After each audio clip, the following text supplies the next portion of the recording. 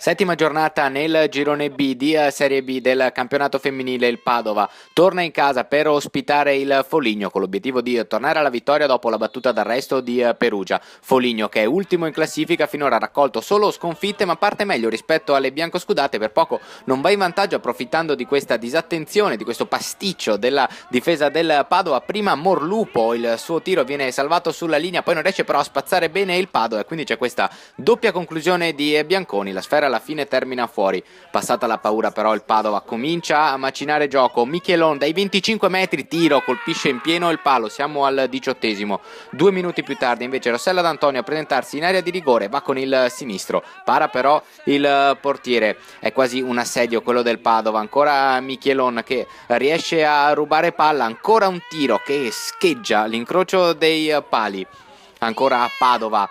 Bellissima questa azione, il dribbling di Aurora Favero, poi il tiro, si deve distendere il portiere per respingere. Peruzzo, il suo classico movimento, il sinistro a giro, sfiora il palo. Dai, alla fine il gol arriva. Ancora Marta Michelone a illuminare il gioco, il lancio in profondità per Ilaria Lancellotti è molto bello, splendido anche il pallonetto con cui la numero 10 batte il portiere. Al 32esimo trova il vantaggio il Padova, dopo tanti tentativi è andata a vuoto. Rivediamo il pallonetto, Padova 1 Foligno 0, così le biancoscudate possono anche affrontare i restanti minuti con meno ansia. Ci prova qua ancora Peruzzo, respinge il portiere ma l'azione non è finita, la sfera arriva a Mazzucato che cerca dai 30 metri il gol impossibile. Para ancora il portiere del Foligno, si arriva nel secondo tempo, dopo 3 minuti c'è questo tiro di Fabruccio parato e poi ancora Mariana Fabruccio a rendersi così pericolosa. Il fallo è netto di Checchè su di lei, la Fabruccio era appena entrata in area, fallo netto, l'arbitro decreta il calcio di rigore. Dal dischetto va la specialista Chiara Saraina, il suo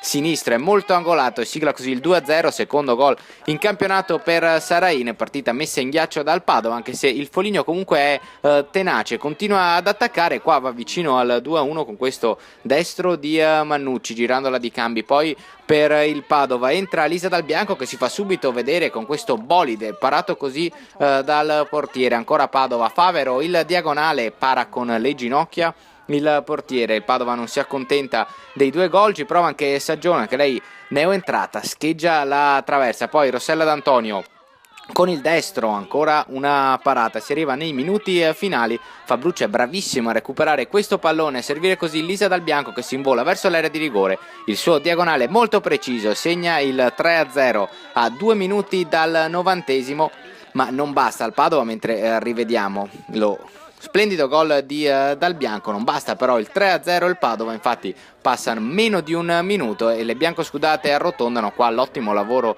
di Saggion che trova ancora l'inserimento di Dal Bianco che batte il portiere in uscita e firma il poker biancoscudato. Padova che ritrova la vittoria, trova anche 4 gol che non gli succedeva dalla prima giornata quando aveva battuto 4-1 il Trento. Può passare sicuramente un Natale sereno, si festeggia al Vermigli, c'è anche Babbo Natale. Le biancoscudate salgono così a quota 11 in classifica e alla ripresa del campionato saranno ospiti della Jesina.